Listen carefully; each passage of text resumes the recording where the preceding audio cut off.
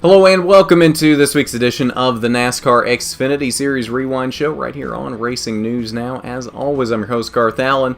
Thank you once again for joining me today. If this is your first time catching a Racing News Now video, consider going down below and hitting that subscribe button and ringing the bell for notifications so you don't miss a thing going forward from RNN. On today's edition of the Xfinity Rewind, we're looking back at Saturday's 37th annual Drive for the Cure 200 presented by Blue Cross Blue Shield of North Carolina. 55 laps, 125.4 miles around the 2.28 mile Charlotte Motor Speedway road course, better known as the Roval in Concord, North Carolina. Fairly tame race in terms of what we were expecting it to be, I think. And it may have just been because everybody was so scared of this race, they took it a little easier than what they normally would have.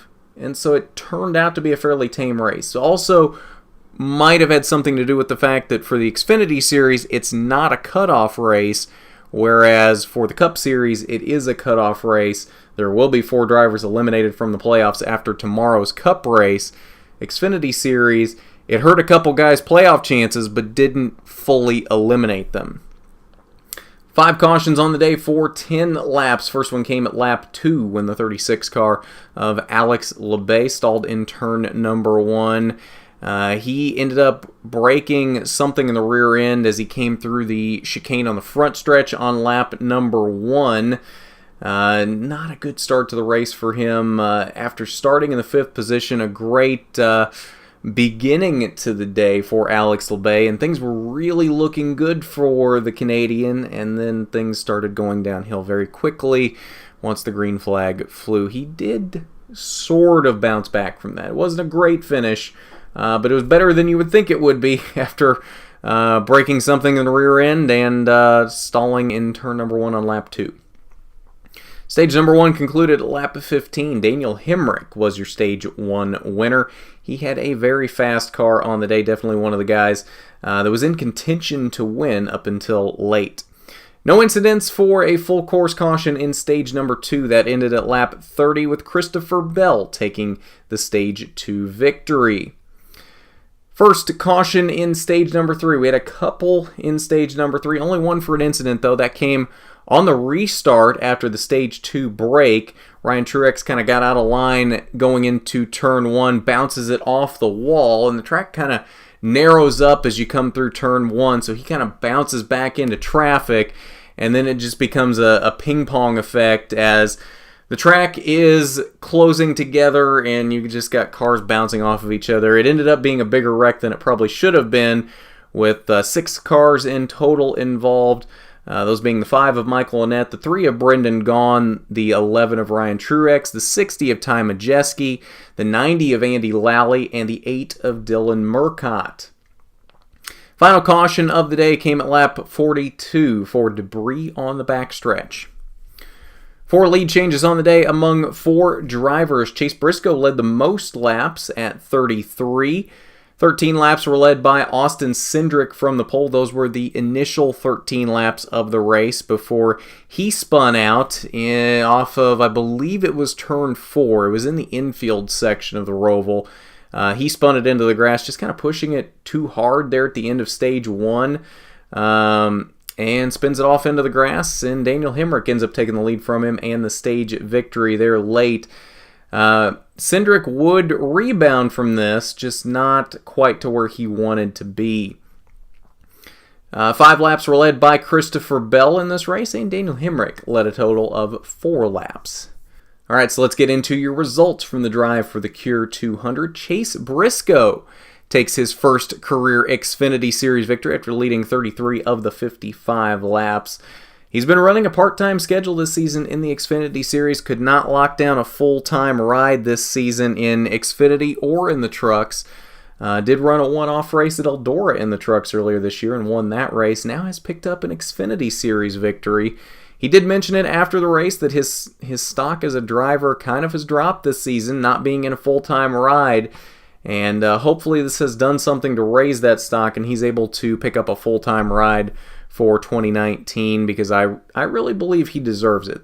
Chase has a lot of talent and he showed it today. Very, very strong run out of that 98 car for Biaggi Dinbesti, and that's the thing about Briscoe is not only is he running a part-time schedule, but he's been bouncing between two different cars in the Xfinity Series this year. He's run part of the season in that 98 car, and he's run the other races that he has run in the 60 car for Roush Fenway. So hasn't really had one place he can call home or one team he can call home. He's just been running whenever he can. And finally proving today that he does have the speed and the talent to compete. Justin Marks came home with a strong second place finish today in that 42 car for Chip Ganassi Racing. The final NASCAR race for Justin Marks, and he goes out with a really good run. Austin Cindric might have had the speed at the end of the race to do something with Chase Briscoe. Unfortunately, just kind of ran out of time after fighting his way back through the field. Came home in the third position. Ryan Preece, it was announced this week, will be running that 47 car for JTG Doherty Racing next season in the Cup Series. Came home with a strong finish in the fourth position, and his teammate Christopher Bell rounded out the top 5. Rest of your top 10 were Matt Tifft, Cole Custer, strong run for Kaz Gralla in 8th, Tyler Reddick in 9th, and Daniel Hemrick rounded out the top 10. Daniel Hemrick, I think, was probably the only guy that was close enough near the end of the race and had the speed to compete with Chase Briscoe. Unfortunately, he missed the chicane on the front stretch late in the race. Just came in a little too hot trying to make up some time on Briscoe. Ends up just kind of running through the grass instead of going through the last corner, going through turn 17. And because he basically missed the chicane, had to make a full stop and then keep going as a penalty. And he did that immediately. As soon as he got through the grass, made a stop basically at the start-finish line and then kept rolling. But by that point, the damage had been done. He was able to salvage a top 10 finish, but definitely not the run that Daniel Hemrick wanted or probably deserved on the day. 11th through 20th, we see a bunch of playoff drivers down here. Ryan Reed in 11th. Ross Chastain back in the 4 car for JD Motorsports this week. Came home at 12th. Elliott Sadler 14th. Justin Allgaier 15th. Not a good day for the Junior Motorsports teammates there. They did take a hit in the points, as we'll see here coming up. Ryan Truex also taking a hit in the points there in 16th. 21st through 30th, our lowest finishing playoff driver this week is Brandon Jones in the 22nd position. He took a really big hit in the points this week, as we'll see on the playoff grid. He basically needs to win in Dover if he wants to get to the next round in the playoffs. Final page, 31st through 40th, Catherine Legg in 33rd. Ty Majeski down here in the 60 car this week. He came home in the 34th position. All right, that is your results from the drive for the Cure 200. Now let's head over to the Media Center. We'll see what your top finishers on the day had to say. Yeah, just going back to what you said about, the past couple of years. It was in this very room where I first got a chance at a stock car. They had the Peak Stock Car Dream Challenge with Michael Waltrip, and I remember coming down to Charlotte, never had turned a lap in a stock car, and I didn't win the competition, but this was kind of what kickstarted it, and my family never had money or anything, so I never thought stock car racing would even be a possibility. And I just moved down here and was sleeping on couches, volunteering at race shops, and somehow convinced the Cunningham family to let me drive their ARCA car 2 years ago, and then winning the championship there. And then last year getting to drive for Brad Keselowski came full circle. I volunteered at Brian Keselowski and Bob Keselowski's shop, and now to be an Xfinity winner when I never expected to even get a chance to run in the NASCAR or any of the top 3 series. So just been such a blessing, and just been so blessed in general. And just to get a drive for, my hero, Tony Stewart, growing up in Indiana, being a sprint car guy, Tony was my hero and my idol, and to get a call from him in Victory Lane and to put that name in Victory Lane with that team is just so unbelievable. 2 races down, 5 remaining in the 2018 Xfinity Series playoffs. 1 race left in the first round of the playoffs. That'll be next week at Dover before we eliminate the bottom 4 drivers. Now let's take a look at the playoff grid and see who is in jeopardy of being eliminated next week. Christopher Bell, obviously the only driver that is locked into the next round since Chase Briscoe is not in the playoffs. Obviously, he can't be locked into the next round. So Christopher Bell is still the only guy locked into the next round, although Daniel Hemrick and Tyler Reddick now have a really good cushion going into Dover. Both of them over 20 points to the good over the cutoff line. So unless one of these two has a really bad day in Dover, they're pretty safe to get into the round of 8. As we look below these guys, Cole Custer gained 14 points on the cutoff line this week. He was sitting 9th after last week's race, tied for the 8th position right there at the cutoff line.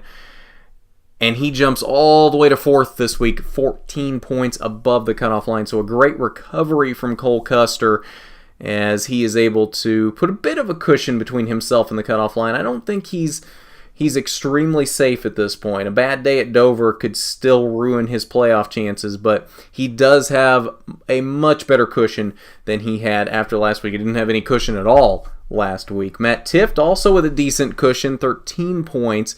But then you look down here at the junior motorsports teammates, Elliott Sadler, Justin Allgaier, 6th and 7th, both 11 points to the good over the cutoff line.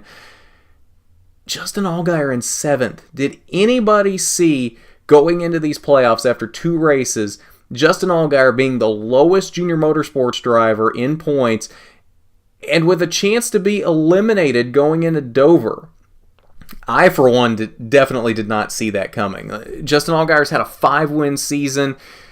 This is a season that I saw Justin Allgaier going all the way to Homestead, and he still could go all the way to Homestead. He's not been eliminated yet, but he's not got much of a cushion going into Dover. That being said, both Allgaier and Sadler are very good at Dover. Allgaier won at Dover back in the spring, so I'm not extremely worried about either one of them, but if either one of them has a bad day at Dover, gets caught up in someone else's mess, has mechanical problems, you name it, the list of possible things that could go wrong are endless.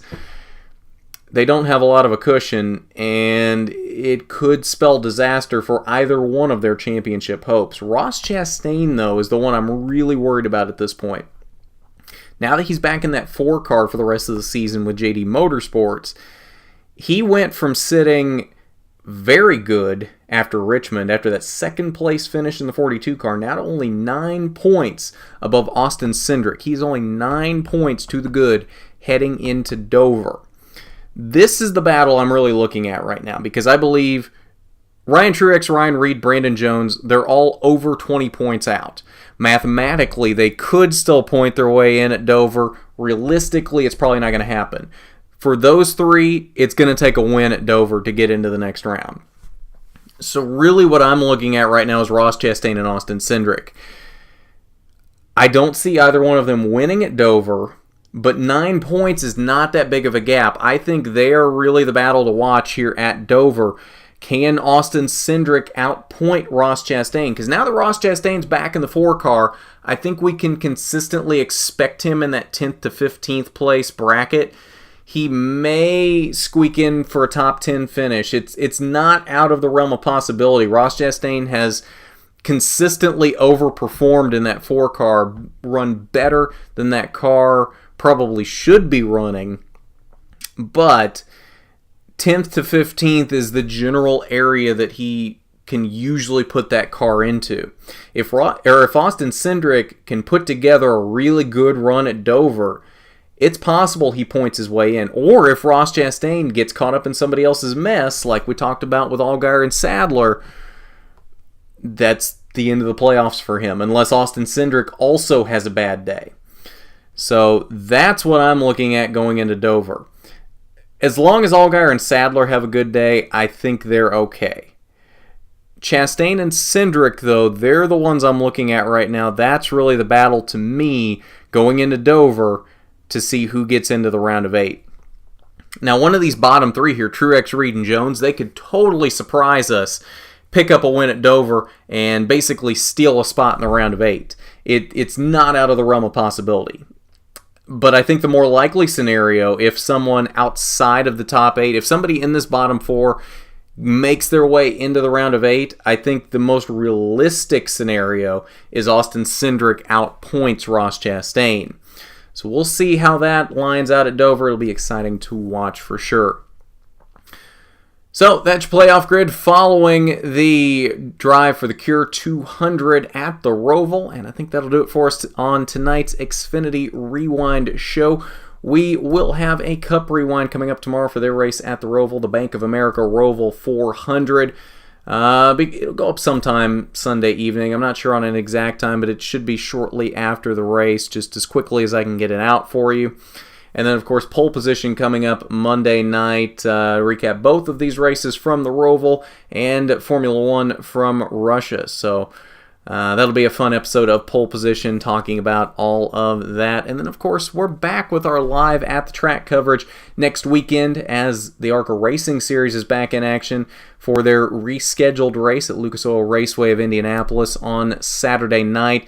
So we'll have coverage for you from the track all day on Saturday on the 6th, so keep an eye out for that. All of our usual coverage, talking to your favorite drivers in the ARCA Racing Series. We may even do a little bit more, it just depends how things work out. But it'll at least be as much coverage as we've had from all of the other ARCA races this season.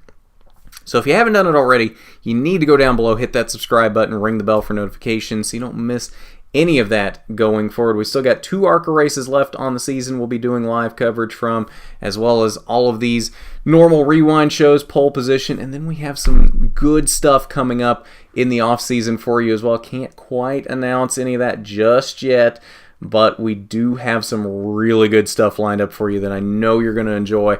I'm going to enjoy it. I know that, and I know you will as well. So keep an eye out for that. We're not just going to disappear in the off season, wait for February and the on-track stuff to roll back around. Oh no, we have some really good stuff coming up for you in the off season. So keep an eye out for that. So like I said, just so you don't miss any of that, you need to go down below, hit that subscribe button, ring the bell, and turn your notifications on. And if you like the video, hit that big thumbs up button. It's much appreciated when you do. So with that, this has been the NASCAR Xfinity Series Rewind Show. I'm Garth Allen for Racing News Now.